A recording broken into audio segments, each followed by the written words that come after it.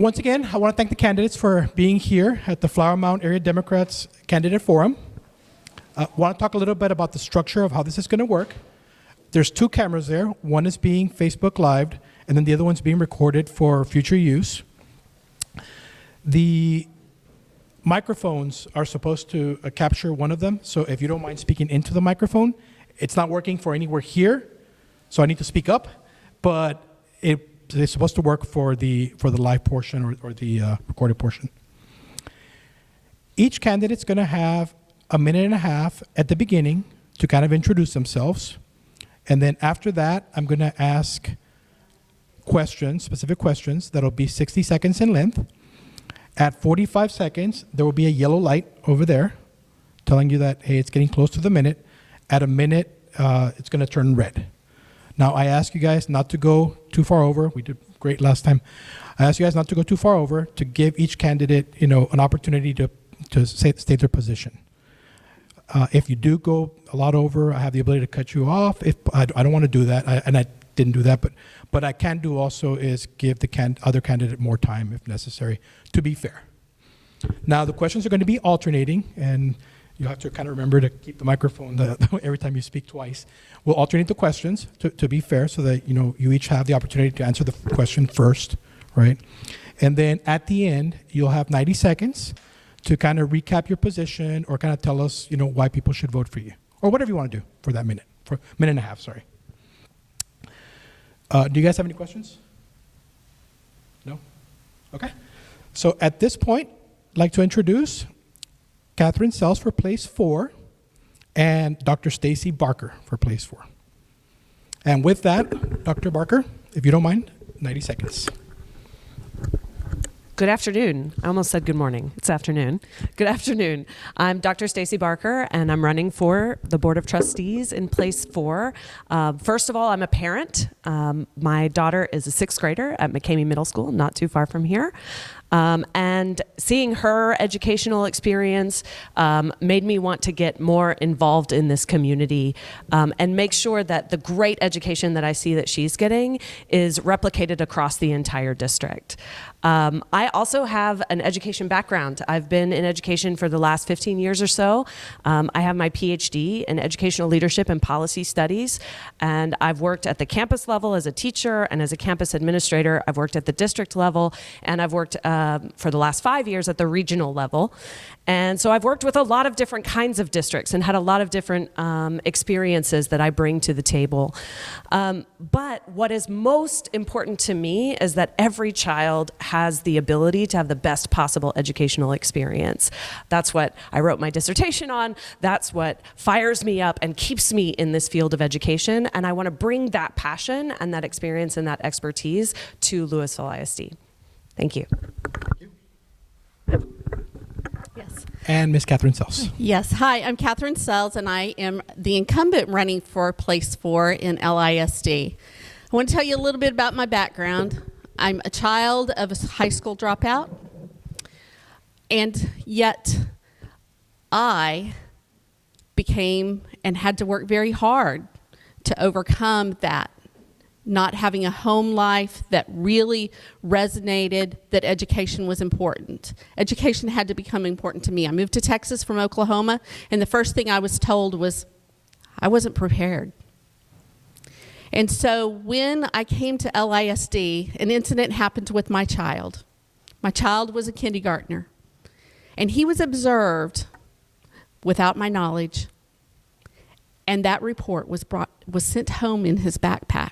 I was not even aware of that, but that report came home in his backpack. My heart dropped as a parent to know that someone who did not know us made a decision on my child. I walked out of that school after having a meeting with the principal and the teacher. What came out of that meeting, though, was not only that I would be an advocate for my child, as well as every child in LISD, but what was very evident was that everyone in that room cared. And we partnered with my children to put them through LISD, and it was wonderful. Thank you. And I keep it. Yes, please. I keep it. You were a good instructor. Adequate staffing continues to be a problem and challenge for the school district. What would you propose to attract, hire, and retain a more diverse and qualified teaching and administrative staff? Are we good? Okay. Well, unfortunately, this is a problem across the nation. So it's not a problem unique to LISD, but what we do, so I have to look at my ability. What am I charged with? And what I'm charged with is providing teachers an adequate pay, to value them as a teaching staff, and to also provide professional development where they can advance in their career. And those are the three things that I have control over. The one thing that I would say that we have done here recently, and I think we need to continue it, is we need to value the teachers as it comes to knowing the state of education. And so I think that we need to bring them into this process. What's important? We've done that with one survey. We need to move forward with that. We need to know what is important to them. And in order to know what's important to our teachers, then they can come. Thank you, Ms. Sells. And I learned from the last time, it was optional. I'll repeat the question. Adequate staffing continues to pose a challenge for the school district. What would you propose to attract, hire, and retain a more diverse and qualified teaching and administrative staff? My approach would really be two-pronged. So the first prong has to do with what we provide, and that goes into things like salary. It goes into ideas like the chief human resources officer presented at the board meeting a couple of months ago, which had to do with having clinics on site for teachers so that they had their health and well-being provided for at low cost and very conveniently. Looking at our benefits packages and making sure that we're giving them what they need for their mental health and well-being, because they've been through a lot over these past 2 years. So that's the first prong, is the provision. And then the second prong is reduction. We're hearing from teachers over and over and over again that they are overworked and overburdened. So what can we do to reduce the load? And one of the things that we do as a school board is we set goals and we advocate for initiatives within the district. And I think we really need to look strategically at prioritizing those initiatives and seeing what we might be able to scale back so that we can remove some of the burden from teachers so that education looks like a viable profession again. Okay. If you don't mind, you're up again. Keeping it. What are some of the current equity disparities within LISD, and how would you address them? That's a great question. There are a couple of different disparities that I've looked into. The biggest one, which again, like teacher retention, is not just a problem for Louisville ISD, has to do with economically disadvantaged students. We know the challenges that exist in Title I schools. We need to make sure that the resources that we provide to those schools adequately help those students, because they need more than some of our more privileged students in terms of resources. We have to make sure that that's happening. Another area where we're seeing disparity is with in particular, our special education students and students of color that are being disproportionately removed from the classroom. The Louisville ISD was actually charged with creating a plan for the state of how they would address this disproportionality, and I'd like to see us really evaluate, is that plan working? Are we putting the right resources and the right training and coaching for teachers so that they are addressing the needs of those students within the classroom rather than removing them from the classroom? Thank you. Ms. Sells? Can you repeat the Yes, question? yes, absolutely. Okay. What are some of the current equity disparities within LISD, and how would you address them? I personally believe that if people would come and talk to the district, I think that what you see online from the TEA is not an adequate representation of what we spend on our campuses. Many of our campuses are a lower population than other campuses, but what we have committed to in LISD is staffing every one of those campuses at the same level. We have a staffing formula, we have a staffing model. Is there room to right size? Absolutely. And we always view that as our charge in right-sizing, not only on our campuses, but in our administrative staffs in every situation. As a parent of 2 kids who went through our special education program and received services with our special education program, I will tell you that LISD at that time was doing twice what was required by the state. And so when we talk about, do we still have those needs? I think that that's another opportunity that when you go and you talk to our staff, we do a lot of things we don't get funding for. We have our Focus on the Future programs, we have our Project Search programs, and I think what we have to do is make sure that every child, based on their need, is being met in LISD, and that we need to make sure that that funding continues. Okay. Oh, I have to keep it. Your words are resonating with me. Many students are behind due to COVID and teachers that are stretched. What suggestions do you have to help students catch up and reconnect with friends as well without further burdening the teachers? Well, without further burdening the teachers, and what I will tell you is that if you hear that our kids are 10 years behind or whatever, that's not the case in LISD. We did not change our goals as far as where our kids need to be. And if you talk to Dr. Fitzhugh, who is probably the world's best, as far as I'm concerned, person as far as taking our data and making it into a form where we can understand it, we are making good progress, and we want to be on task and on target at the end of the year. However, we've used some of those ESSER funds for wraparound programs, for background tutoring, for other projects that are happening on the campuses, and I would want to continue that. We still have earmarked $13 million for those projects, and so I want to continue that effort for that. For the social aspect of that, I think that we're doing a good job of allowing the teachers time to let the kids. I've been on the campuses. I was on 4 campuses this week. So. Okay. Dr. Barker? Many students are behind due to COVID and the teachers are stretched. What suggestions do you have for helping students catch up and also reconnect with friends without further burdening the teachers? Absolutely. So actually, one of the parents in LISD brought me this idea, and I think it's a beautiful idea and one that we can continue to expand, is bringing in volunteers. And we've had that in the past. We've had some volunteer programs, but COVID diminished it, and now we're getting to a place where we can bring that back.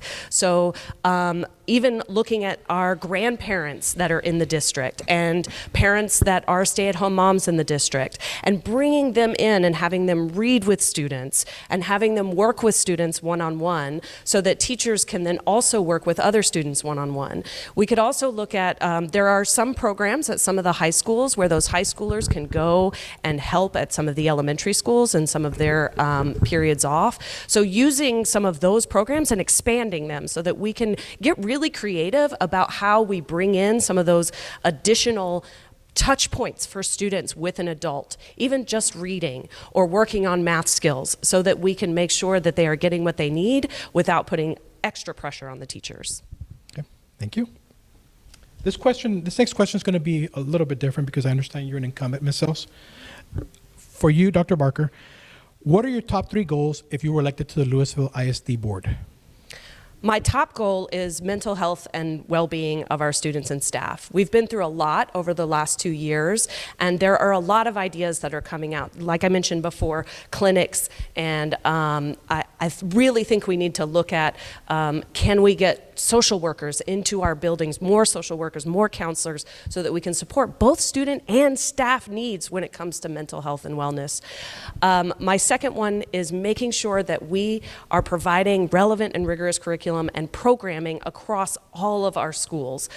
So making sure that if we have programs that are offered over here, that they are equally offered over here, and that we have to be really careful about things like well, we didn't offer it because we didn't have enough students who wanted to take that course. Well, then we need to look systematically at why they're not choosing that course and thinking about, is it because they don't see it? Is it not visible? So looking at those programmatic choices across to make sure that they are equitable. And then lastly, I want to make sure that the support that we provide to our staff allow them to meet the needs of all students, providing that professional development around special education and coaching around special education. I work for a training organization. We know that one and done training doesn't work. We need to make sure that we are coaching our teachers to have the right skills and strategies to meet student needs.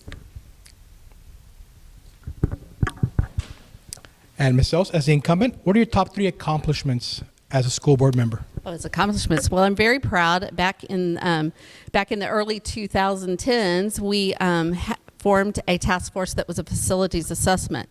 And I walked every elementary campus in this district, along with most of the math or middle school campuses and the high school campuses.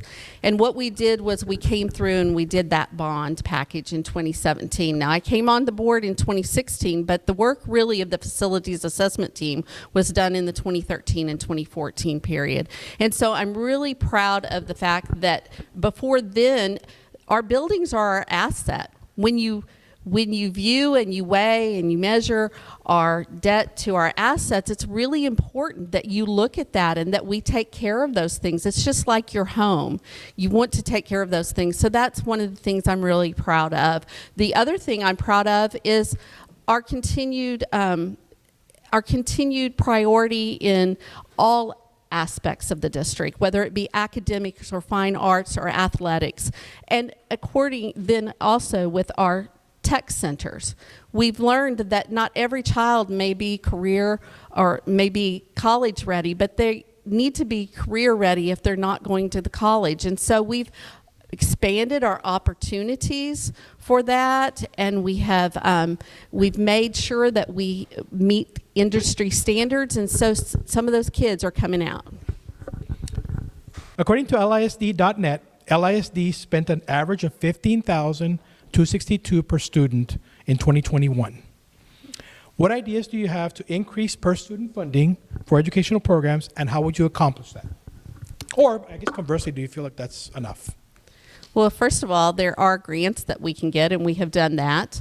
There's actually national grants and there's state grants, and so we applied for state grants. And so if you think that the spending, part of that was technology during COVID, but there's also the national grants that we can apply for, and we have a team that aggressively pursues those. And if you don't count, we don't count our LEF funding in that. And so if you think about that, we are doing scholarships for staff that actually go into there. We're just getting ready to announce all the T-class grants that are going to be awarded.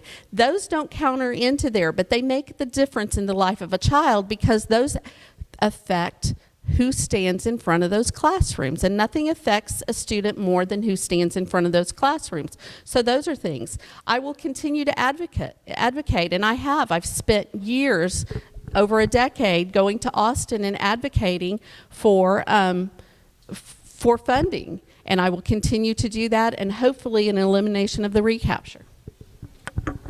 Thank you, Ms. Sells. Dr. Barker? According to LISD.net, LISD spent an average of $15,262 per student in 2021. What ideas do you have to increase per student funding for educational programs, and how would you accomplish that? Or do you feel like that's an accurate amount? Well, first of all, I think we have to recognize that that is an average, right? And so when you look at the way that funding works, there may be allotments for different types of students, more money coming in for special education students or economically disadvantaged students, things like that. So we have to make sure that that money is being distributed appropriately so that it's meeting the needs of those various types of students. I agree that there are things like grants that we can make sure that we are on top of and that we are getting. I was very happy to see that some of those T-class grants were applied for. There were were some aspects of T-Class that weren't applied for, and so I'd love to dig a little deeper into why that is, or if there are other grants that can replace some of those pieces of T-Class that weren't applied for by Louisville ISD. And then lastly, I agree, we can't do anything as a school board. If I were elected to the school board, we can't do anything about recapture, but we can certainly advocate for school funding reform at the state level so that we get more public dollars into public schools. Thank you. Now, along those lines, what kind of education grants do you believe the school board should apply for, and how would you use them? I think T-Class was an excellent opportunity. For those of you unfamiliar, T-Class is a state-level grant for accelerated learning. It was put in place for COVID, and there are a lot of different programs that can be done underneath that, and I think there are some really interesting ones that have to do with strategic planning. I mentioned before about reanalyzing our priorities and making sure that we focus on the things that are really important and start to scale back on some of those that may be putting a burden on teachers. And there's some strategic planning supports within T-Class that I think could really benefit Louisville ISD. So that's one that I would want to look at and see what we can do. And if T-Class is not the way to go with that, that's fine, but we need to look at what are some of those other grants that we can apply for things like strategic planning, so that we can get all of our priorities in line with all of the changes that have happened with COVID. Ms. Sells? What kind of educational grants do you believe the school board should apply for, and how would you use them? Well, it's very easy. We should apply for everything that we're eligible for. So that's a very easy answer. However, I want to expand on the educational grants that are available, whether those be at a national level or a state level. And I am so proud of the T-Class grants that we are getting, and I cannot wait until that announcement, which will be on April the 5th. But also there are those private grants. And one thing I have done, because this is my job, this is what I do. I am a school board trustee, and I'm an advocate for the district. With our partnerships, with our chambers, we have discovered that there are private grants that we can receive. There are other public grants we can receive too. So we have received incubator grants, and those make a change in life. If you think of Shark Tank, that's what we do in our schools. There are students who are now entrepreneurs who are 2 years out that are very successful. And so I think if you're going to look for grants, you got to look for them all. Thank you, ma'am. Yes, ma'am. LISD currently employs a Director of Equity, Diversity, and Inclusion. Do you support retaining this position? And if not, what alternatives do you propose? What I propose is having someone who's telling us how we're doing.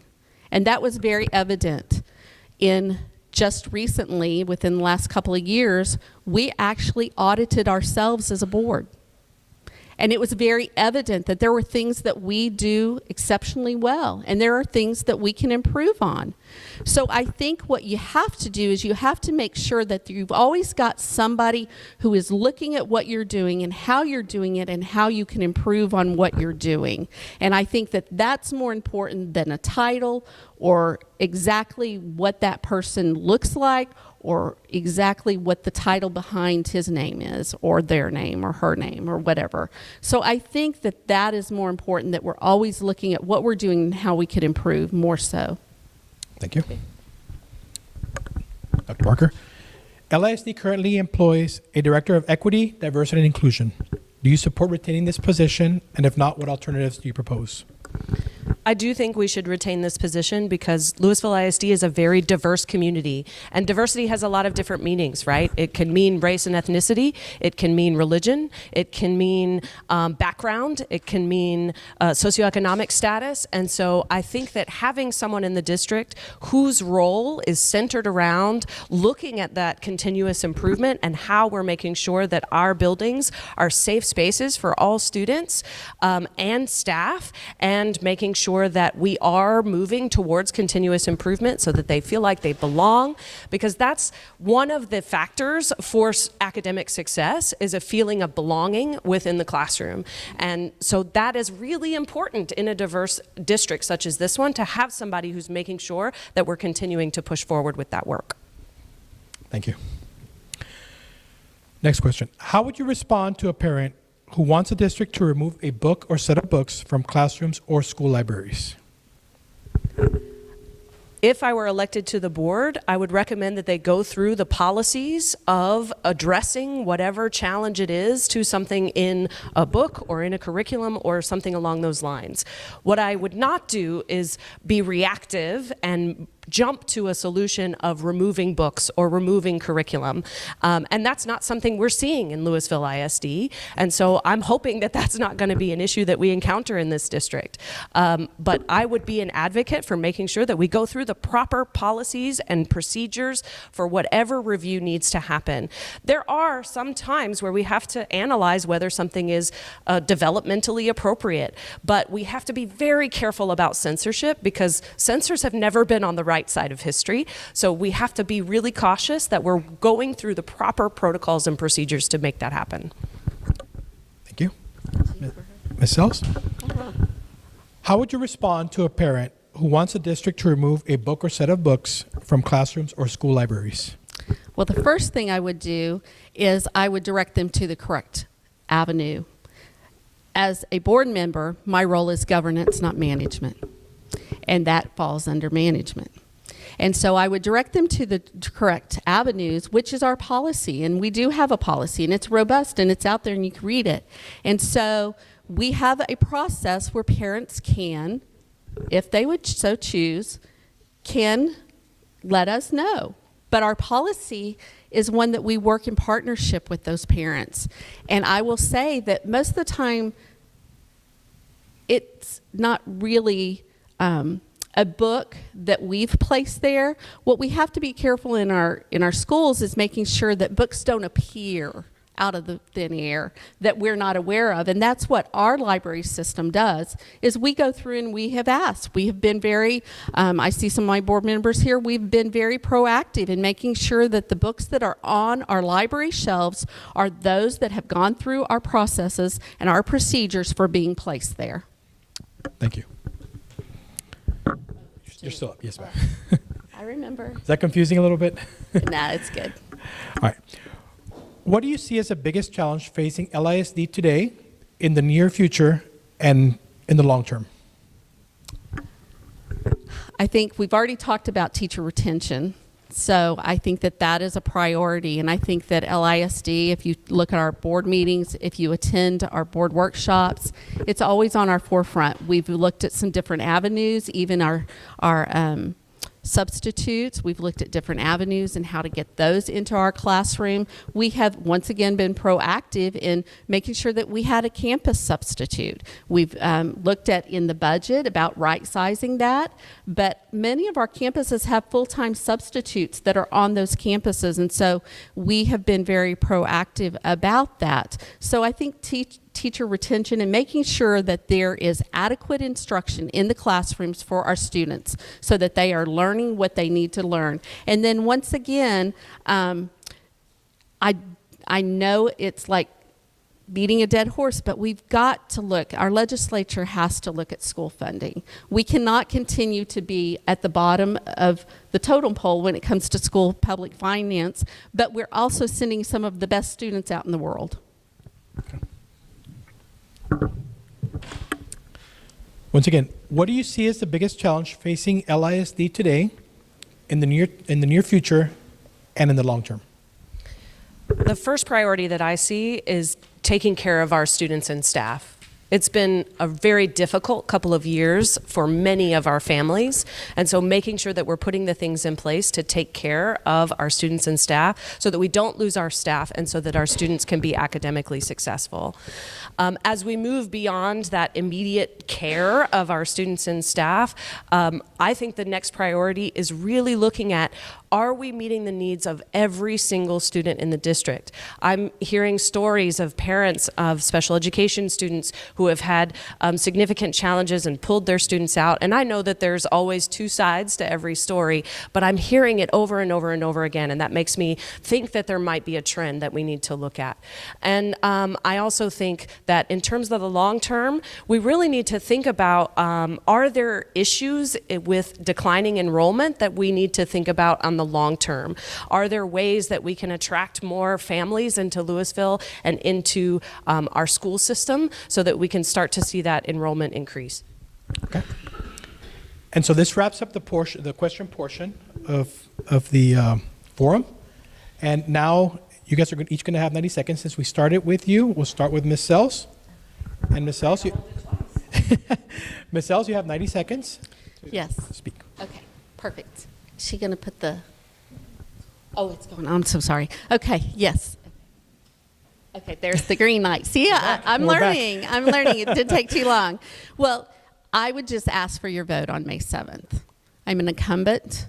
I have spent 6 years of my life. This is what I do.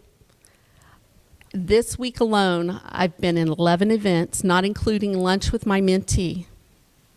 There's something I've learned in the last 2 years, and that's even though my kids have graduated already, we are making decisions now that impact kids that are seniors. And it has been important for me to have that viewpoint. I like to say I have my biological kids and I have my heart kids. My heart kid at this point is a mentee who I've had since 4th grade. She's in 9th grade now. Her life story is very different than my kids. And it's important to me that she has the same opportunities that my two had. She may not financially have those opportunities, but we're going to make it happen if it has to come out of my pocket. She's my child, and she will always be my child. So please keep Katherine and vote for me on May 7th. Thank you. Dr. Barker? Yeah. Okay, all right. Oh, you want to turn it off then, or take it off? Turn it off. I will disregard the colors. All right. Oh, Yeah, but now the yellow will work. Oh, technology. It's great when it works. So again, I'm a mom first and foremost, and my passion is that every student gets the same opportunities that my own child does. She's in a wonderful school, in a wonderful district, and I want to make sure that every child here experiences that wonderful nature. And that's why I'm running for this place 4 on the Board of Trustees. I want all of you to get out and vote, but I humbly ask for your vote on May 7th. Thank you. thank you.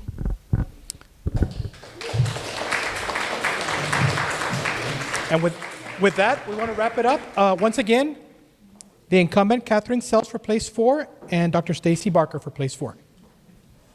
Thank you, ladies.